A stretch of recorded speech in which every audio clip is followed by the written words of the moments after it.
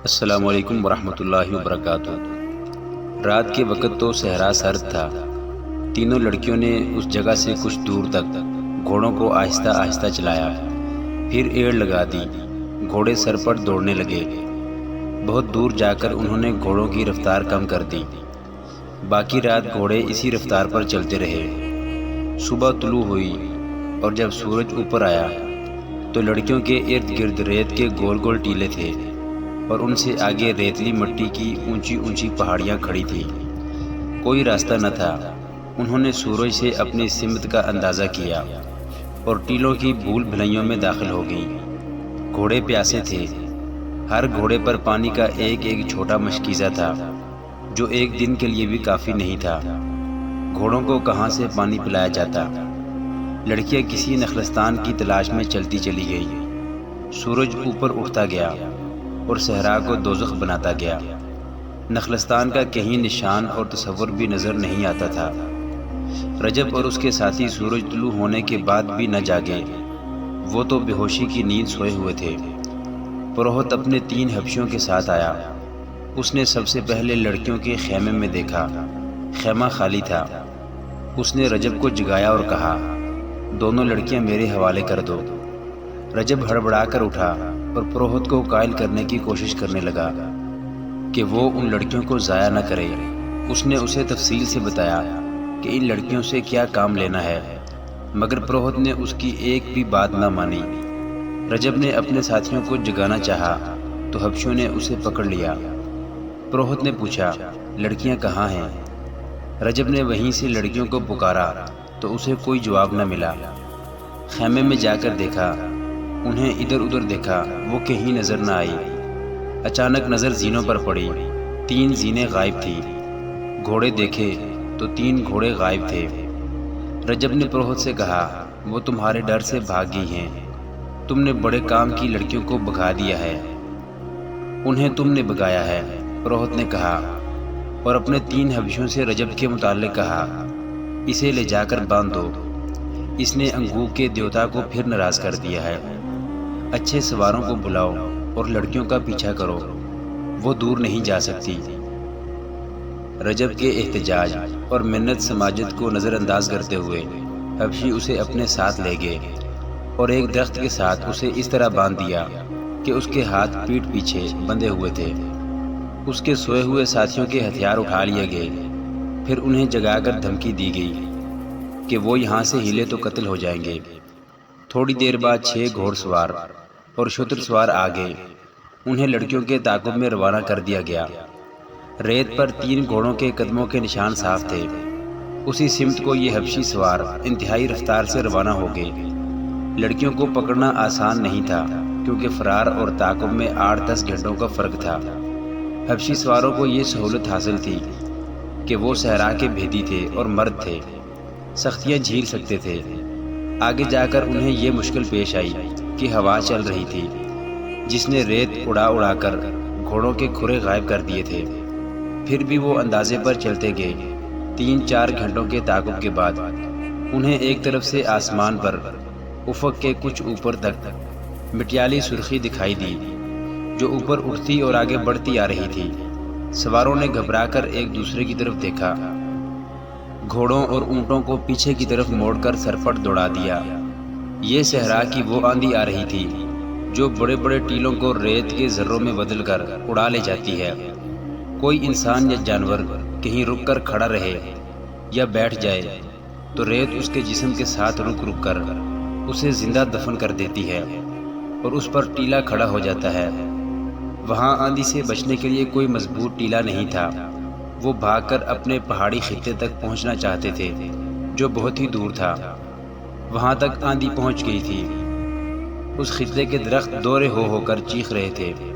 جھیل کے مگرمچھ پہاڑی کے آبی غار میں جا چھپے تھے۔ پروہت ایک جگہ زمین پر گھٹنے ٹیکے ہوئے ہاتھ میں ہوا بلند کرتا اور زور زور سے زمین پر مارتا تھا۔ ہر بار بلند آواز سے کہتا تھا، انگوک کے دیوتا اپنے قہر کو سمیٹ لے، ہم 2 بہت ہی خوبصورت لڑکیاں تیرے قدموں میں پیش کر رہے ہیں۔ وہ اس آندھی کو دیوتا کا قہر سمجھ رہا تھا۔ صحرا اور آندھی کا چولی دامن کا ساتھ تھا، لیکن سرخ اور ایسی تیز و تند آندھی کبھی کبھی چلا کرتی تھی۔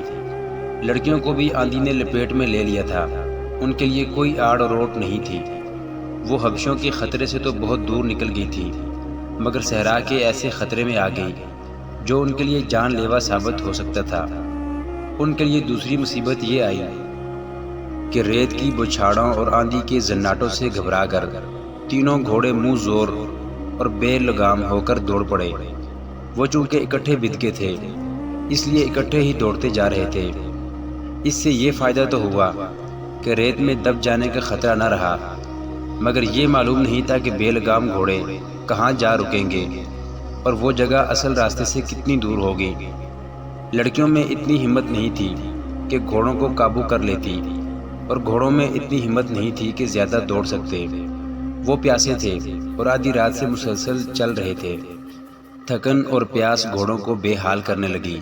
ایک گھوڑا منہ کے بل گرا، اس کی سوار لڑکی ایسی گری کہ گھوڑا اٹھا، اور جب پھر گرا تو لڑکی اس کے نیچے آ گئی۔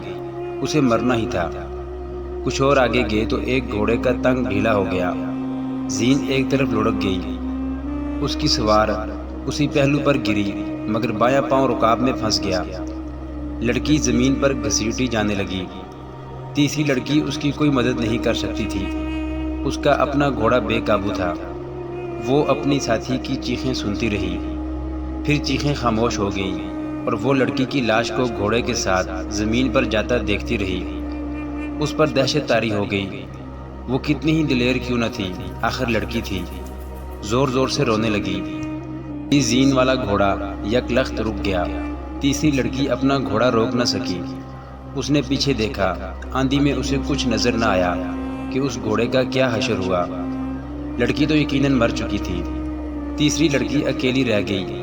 اس نے رکابوں سے پاؤں ذرا پیچھے کر لیے۔ اس کی دہشت زدگی کا یہ عالم تھا کہ اس نے گھوڑے کی لگام چھوڑ کر ہاتھ آسمان کی طرف اٹھا کر جوڑ دیے اور گلا پھاڑ کر خدا کو پکارنے لگی، میرے عظیم خدا، آسمانوں کے خدا، میرے گناہ معاف کر دے۔ میں گناہ گار ہوں، میرا بال بال گناہ گار ہے۔ میں گناہ کرنے آئی تھی، میں نے گناہوں میں پرورش پائی ہے۔ میرے خدا، میں اس وقت بہت چھوٹی تھی جب مجھے بڑوں نے گناہوں کے راستے پر ڈالا تھا۔ انہوں نے مجھے گناہوں کے سبق دیتے جوان کیا اور کہا کہ جاؤ، مردوں کو اپنے حسن اور اپنے جسم سے گمراہ کرو، ان کے ہاتھوں انسانوں کو قتل کراؤ، جھوٹ بولو، فریب دو اور بدکار بن جاؤ۔ انہوں نے بتایا تھا کہ یہ صلیب کا فرض ہے، تم پورا کرو گی تو جنت میں جاؤ گی۔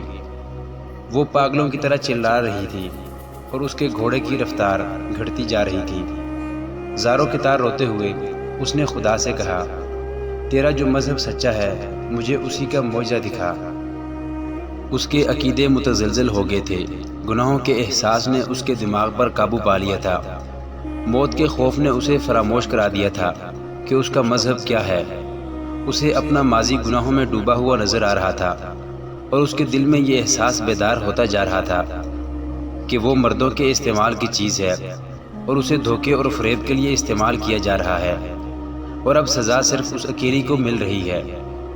اسے غشی کی لہر آئی اور گزر گئی۔ اس نے دھاڑ ماری اور سر کو جھٹک کر بلند آواز سے کہا، میری مدد کر میرے خدا، میں ابھی مرنا نہیں چاہتی۔ اور اس کے ساتھ ہی اسے یاد آ گیا کہ وہ یتیم بچی ہے۔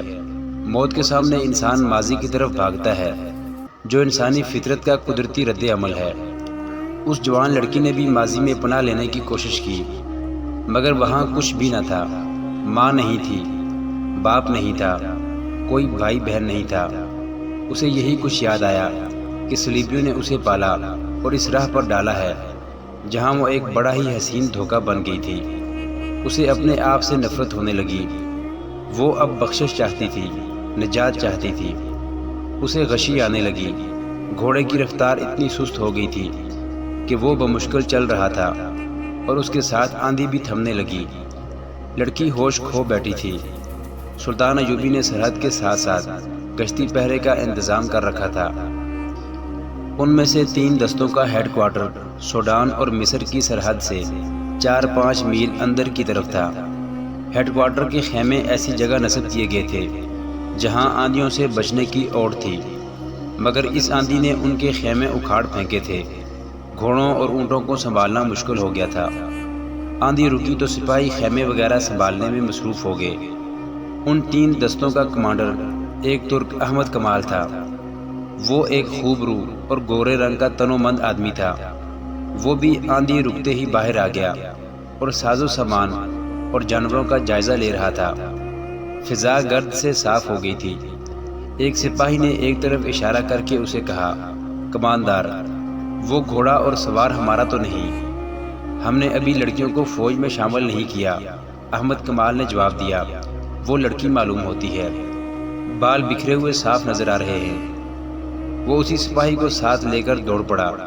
ایک گھوڑا سر نیچے کیے نہایت ہی آہستہ آہستہ آ رہا تھا۔ اسے چارے کی بو آئی تو ہیڈ کوارٹر کے گھوڑوں کی طرف چل پڑا۔ گھوڑے پر ایک لڑکی اس طرح سوار تھی کہ اس کے بازو گھوڑے کی گردن کے ادھر ادھر تھے، اور لڑکی آگے کو اس طرح جھکی ہوئی تھی کہ اس کا سر گھوڑے کی گردن سے ذرا پیچھے تھا۔ لڑکی کے بال بکھر کر آگے آگے تھے۔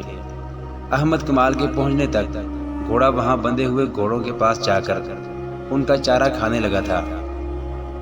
احمد کمال نے لڑکی کے پاؤں رکابوں سے نکالے اور اسے گھوڑے سے اتار کر بازوؤں پر اٹھا لیا۔ سپاہی سے کہا، زندہ ہے، فرنگی معلوم ہوتی ہے، اس کے گھوڑے کو پانی پلاؤ۔ وہ لڑکی کو اپنے خیمے میں لے گیا۔ لڑکی کے بال ریت سے اٹے ہوئے تھے۔ احمد کمال نے اس کے منہ پر پانی کے چھینٹے مارے، پھر منہ میں پانی کے قطرے ٹپکانے لگا۔ لڑکی نے آنکھیں کھول دی۔ 2-4 لمحے احمد کمال کو حیرت سے دیکھتی رہی اور اچانک اٹھ کر بیٹھ گئی۔ احمد کمال کا رنگ گورا دیکھ کر اس نے انگریزی میں پوچھا، میں فلسطین میں ہوں؟ احمد کمال نے سر ہلا کر اسے سمجھانا چاہا کہ میں یہ زبان نہیں سمجھتا۔ لڑکی نے عربی زبان میں پوچھا، تم کون ہو؟ میں کہاں ہوں؟ میں اسلامی فوج کا معمولی سا کماندار ہوں، احمد کمال نے جواب دیا، اور تم مصر میں ہو؟ لڑکی کی آنکھیں ابل پڑی اور وہ اس قدر گھبرائی جیسے پھر بے ہوش ہو جائے گی۔ احمد کمال نے کہا، ڈرو نہیں، سنبھالو اپنے آپ کو۔ اس نے اس کے سر پر شفقت سے ہاتھ پھیرا اور کہا، میں جان گیا ہوں کہ تم فرنگی ہو، میری مہمان ہو، ڈرنے کی کوئی وجہ نہیں۔ اس نے ایک سپاہی کو بلایا اور لڑکی کے لیے پانی اور کھانا منگوایا۔ لڑکی نے لپک کر پانی کا پیالہ اٹھا لیا اور منہ سے لگا کر بے صبری سے پینے لگی۔ احمد کمال نے پیالہ اس کے ہونٹوں سے ہٹا کر کہا، آہستہ، پہلے کھانا کھا لو، پانی بعد میں پینا۔ لڑکی نے گوشت کا ایک ٹکڑا اٹھا لیا، پھر وہ کھانا کھاتی رہی اور پانی پیتی رہی۔ اس کے چہرے پر رونق واپس آ گئی۔ محترم ناظرین، صلاح الدین ایوبی کی زندگی کے واقعات پر مشتمل سیریز دیکھنے کے لیے چینل کو سبسکرائب ضرور کر لیں۔ گزشتہ اقساط دیکھنے کے لیے چینل پر پلے لسٹ کا وزٹ کریں۔ ویڈیو کو لائک اور شیئر ضرور کیجیے۔ کمنٹ باکس میں اللہ اکبر ضرور ٹائپ کریں۔ اللہ آپ کا حامی و ناصر ہو۔